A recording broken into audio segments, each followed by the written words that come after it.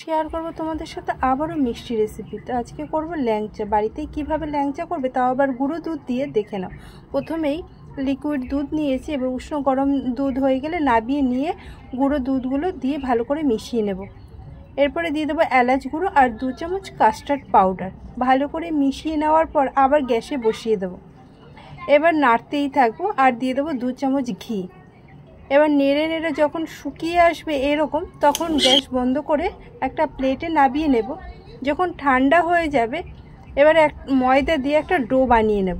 Ready হয়ে গেছে। এবার 1 বাটি চিনিতে 1.5 বাটি জল দিয়ে এবার একটু ভালো করে মিশিয়ে নিয়ে এলাচ গুঁড়ো দিয়ে দেবো। এদিকে এটা শিরাটা হতে থাক, এদিকে বেকিং পাউডার দিয়ে দিলাম 1/2 চামচ। ভালো করে মিশিয়ে নেব। হাতে ঘি মাখিয়ে এবার লম্বা লম্বা আকার ল্যাংচার আকার সব গড়ে নেব।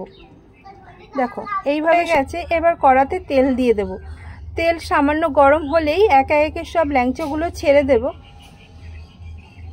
বেশি নাড়াচাড়া করা যাবে না। দেখো ভেসে উঠেছে, তখন লাল লাল করে ভেজে তুলে নেব। প্রথমবার যখন ভেজেছি পটলের মতো হয়েছে, তারপরে আবার একটু লম্বা লম্বা করে দিয়েছি পুরো ল্যাংচার মতো যাতে হয়। দেখো এগুলো লম্বা করে নিয়েছি আর কিছু গোলও করেছি। এবার সবগুলো ভেজে নিয়ে শিরাতে দিয়ে দিলাম। আমাদের ল্যাংচা রেডি। ভেতরটা দেখো কতটা সুন্দর আর কতটা সফট হয়েছে।